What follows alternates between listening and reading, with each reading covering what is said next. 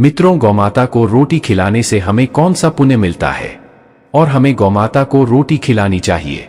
मित्रों, हिंदू धार्मिक ग्रंथों में गाय को माता माना गया है और हम हिंदू लोग उसकी पूजा भी करते हैं और ऐसा करने से हमें पुण्य की प्राप्ति होती है। परंतु वहीं कुछ लोग गाय को मारकर उसका मांस खाते हैं, तो उन्हें कौन सा पाप लगता है और नरक लोक में कौन सी सजा मिलती है, तथा गाय का मांस खाना कितना सही है और कितना गलत। और गाय की सेवा करने वालों तथा गाय का मांस खाने वालों के बारे में भगवान विष्णु ने क्या बताया है, जानेंगे एक कथा के माध्यम से। मित्रों, एक समय की बात है जब माता लक्ष्मी भगवान विष्णु से मिलने जाती है और भगवान विष्णु से कहती हैं, प्रभु, आज जब मैं आपसे मिलने के लिए आ रही थी तो मैंने पृथ्वी लोक पर देखा कि कुछ लोग गाय की खूब सेवा करते हैं और उसे रोटी भी खिलाते हैं, परंतु कुछ लोग उसको मारकर उसका मांस खाते हैं। और प्रभु, इसे देखकर मेरे मन में दो प्रश्न उठ रहे हैं और मैं चाहती हूं कि आप मेरे दोनों प्रश्नों के उत्तर देकर मुझे संतुष्ट करें। तो भगवान विष्णु बोले, हे देवी, तुम निश्चिंत होकर अपने दोनों प्रश्नों को मुझे बताओ, मैं तुम्हें तुम्हारे प्रश्नों के उत्तर अवश्य दूंगा। तो माता लक्ष्मी कहती है, प्रभु, मेरा पहला प्रश्न यह है कि गाय को रोटी खिलाएं आने वालों को कौन सा पुण्य मिलता है, और मेरा दूसरा प्रश्न यह है कि गाय का मांस खाने वालों को कौन सा पाप लगता है और उन्हें नरक में कौन सी सजा मिलती है। तो भगवान विष्णु बोले, मैं तुम्हें एक कथा सुनाता हूं जिसे सुनकर तुम्हें तुम्हारे प्रश्न का उत्तर मिल जाएगा कि गाय की पूजा करने वाले और गायक को रोटी खिलाने वालों को कौन सा पुण्य मिलता है तथा गाय का मांस खाने वालों को कौन सा पाप लगता है और नरक में कौन सी सजा मिलती है। लेकिन कथा को बहुत ध्यान से सुनना। तो माता लक्ष्मी बोली, आप कथा सुनाई है। प्रभु ने कथा को पूरा मन लगाकर सुनूंगी। तो भगवान विष्णु कथा को सुनाते हुए बोले, एक समय की बात है जब एक गांव में एक मनु नाम का राजा रहता था और वह एक पराक्रमी और ईमानदार राजा था और उसकी प्रजा हमेशा उससे खुश रहती थी। फिर कुछ दिन बाद उस राजा की शादी रूपा नाम की लड़की से हो जाती है और दोनों खुशी खुशी एक दूसरे के साथ रहने लगते हैं। फिर इस तरह मनु की शादी के कई वर्ष बीत जाते हैं, किंतु मनु की कोई संतान पैदा नहीं होती है और उसे एक चिंता सताने लगती है कि मेरी पत्नी रूपा के गर्भ से संतान क्यों नहीं हो रही है। फिर कुछ वर्ष और बीत जाते हैं, किंतु राजा मनु की कोई संतान नहीं होती है। तब राजा मनु एकांत में बैठकर सोचने लगे कि मैंने अपने जीवन में कोई पाप भी नहीं किया है और ना ही किसी के साथ छल कपट किया है और मैं सदा ईमानदारी के रास्ते पर चला हूं, उसके बाद भी मुझे पुत्र की प्राप्ति क्यों नहीं हो रही है। कहीं मैंने अनजाने में कोई पाप तो नहीं कर दिया है। फिर उनके मन में एक विचार आया कि इस समस्या का समाधान केवल गुरु वशिष्ठ जी ही कर सकते हैं। वे ही बताएंगे कि मैंने अपने जीवन में ऐसा कौन सा पाप किया है जिसके कारण मुझे पुत्र की प्राप्ति नहीं हो रही है और मैं आज निसंतान हो। इतना सोच राजा मनु अपनी पत्नी रूपा के साथ गुरु वशिष्ठ जी के पास पहुंच गए। गुरु वशिष्ठ जी अपनी कुटिया में ध्यान लगाए बैठे थे। तभी गुरु वशिष्ठ जी की नजर राजा मनु पर पड़ी। तो गुरु वशिष्ठ जी राजा मनु से कहने लगे, महाराज, आज आप यहाँ अचानक मेरी कुटिया पर आ गए, सब कुशल मंगल तो है। राजा मनु बोले, जी गुरुजी, सब कुशल मंगल है, बस एक समस्या का समाधान कराने आया हूँ।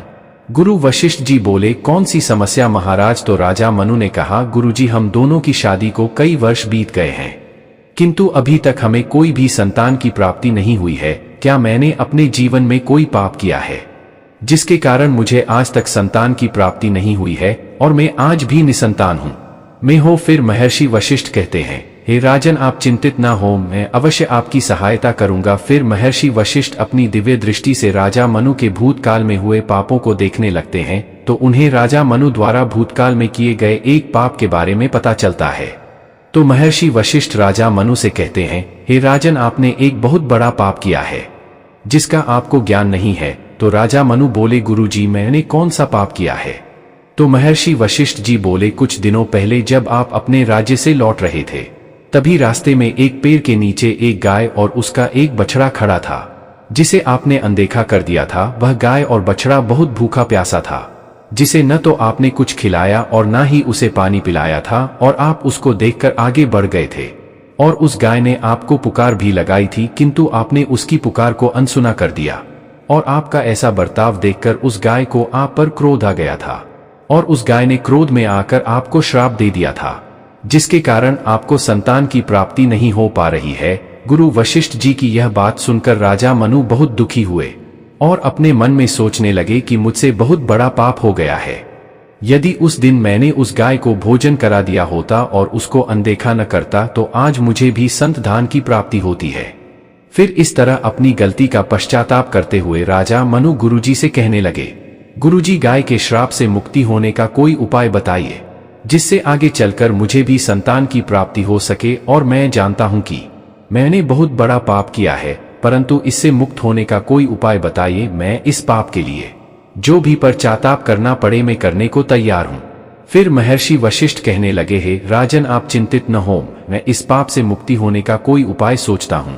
और थोड़ी देर सोचने के बाद बोलते हैं, राजन, मेरे आश्रम में एक सौरभी नाम की गाय है।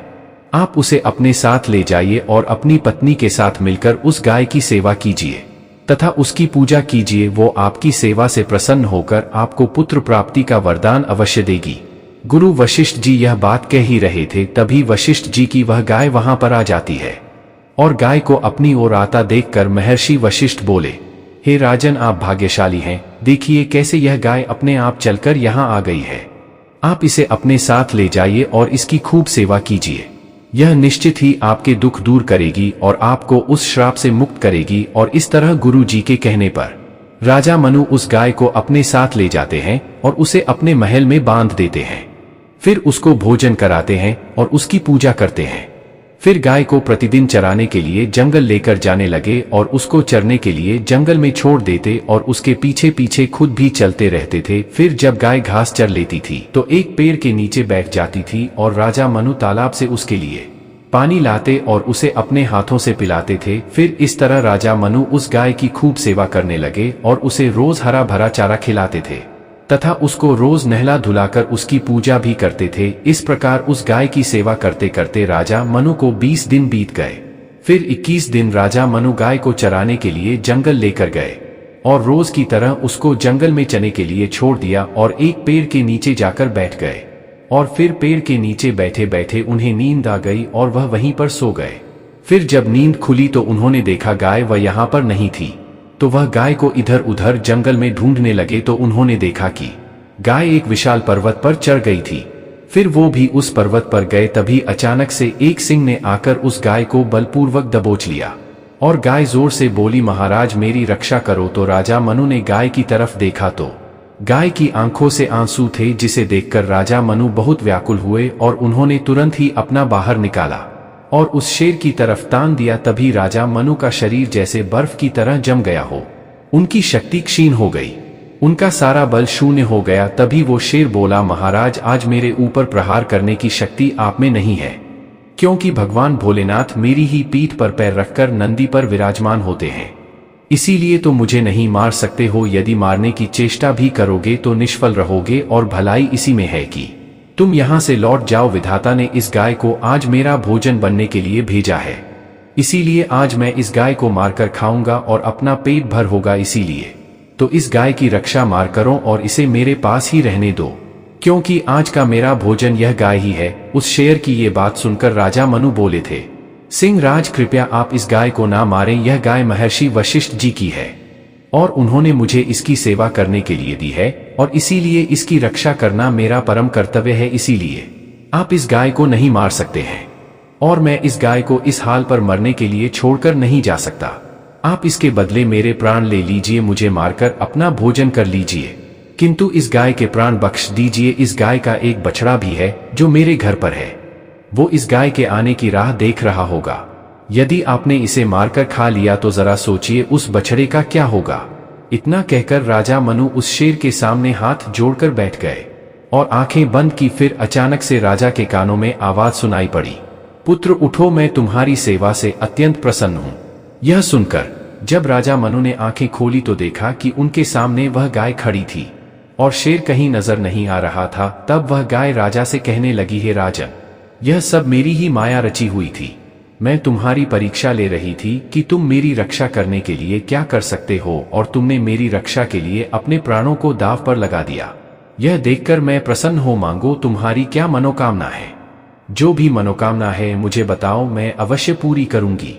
तो राजा मनु बोले, हे गौमाता, मेरे मन में एक ही मनोकामना है। जो आप भली भांति जानती है, मुझे पुत्र प्राप्ति का वरदान दे दो, बस यही एक मनोकामना है। क्योंकि मैं आदि को कई वर्ष बीत गए पर आज तक संतान पैदा नहीं हुई है। फिर भी गाय ने कहा, बेटा तुम दोनों आंखें पाते में मेरा दूध लेकर उसका पान करो, ऐसा करने से तुम्हें अत्यंत गुणवान पुत्र की प्राप्ति होगी। फिर राजा मनु अपने घर गए और अपनी पत्नी को सारी बात बताई, तो फिर दोनों उस गाय के दूध का पान करने के लिए आश्रम गए। और वहां पर राजा मनु की पत्नी रूपा ने उस गाय की पूजा की। उस गाय ने कहा, हे राजन, आप दोनों मुझे स्पर्श करो, इससे आपके ऊपर से सारे पाप नष्ट हो जाएंगे। फिर दोनों ने गाय को स्पर्श किया और गाय ने उन दोनों को पुत्र प्राप्ति का आशीर्वाद दिया। फिर दोनों ने गाय के अमृत के समान दूध को प्रसाद समझकर ग्रहण किया। फिर महर्षि वशिष्ठ कहने लगे, हे राजन, अब आप अपने पाप से मुक्त हो चुके हैं। अब तुम्हारी सारी मनोकामनाएं पूरी होंगी। और फिर कुछ दिनों बाद उस गाय के आशीर्वाद से राजा मनु की पत्नी को एक पुत्र हुआ। और फिर दोनों बहुत खुश हुए और इस तरह राजा ने गायों की सेवा करनी शुरू कर दी। फिर भगवान विष्णु माता लक्ष्मी से कहते हैं, हे देवी, इसीलिए प्रत्येक मनुष्य को गाय की सेवा करनी चाहिए और उसे रोटी खिलानी चाहिए। और अब मैं तुम्हें तुम्हारे दोनों प्रश्नों के उत्तर देता हूं। तुम्हारा पहला प्रश्न था कि गाय को रोटी खिलाने से हमें कौन सा पुण्य मिलता है और गाय को रोटी क्यों खिलाना चाहिए। तो समझ लो, जो व्यक्ति अपने घर में गाय को पालता है तथा उसकी सेवा करता है, उसका घर हमेशा खुशियों से भरा रहता है, क्योंकि गाय को जिस स्थान पर बांधा जाता है वह स्थान पूरी तरह से पवित्र हो जाता है। और गौ माता की सेवा करने से हमें हमारे जीवन में किए गए पापों से मुक्ति मिलती है। इसीलिए हमें गाय को रोटी खिलानी चाहिए और उसकी पूजा करनी चाहिए। और तुम्हारा दूसरा प्रश्न था कि गाय को मारकर खाने वालों को कौन सा पाप लगता है और उन्हें नरक में कौन सी सजा मिलती है। तो समझ लो, जो मनुष्य गाय को मारकर खाते हैं उनकी उम्र दिन प्रतिदिन कम होती जाती है और उनकी मृत्यु भी आधी उम्र में ही हो जाती है। और उन्हें मृत्यु के बाद अगले जन्म में मनुष्य का जीवन नहीं मिलता है, बल्कि एक ऐसे जीव का जन्म मिलती है जिसमें उन्हें बस कष्ट ही कष्ट होता है। इसीलिए हमें गाय को मारकर नहीं खाना चाहिए और गाय माता की पूजा करनी चाहिए। मित्रों, आपको यह कथा कैसी लगी हमें कमेंट करके जरूर बताएं। जय हो गौ माता।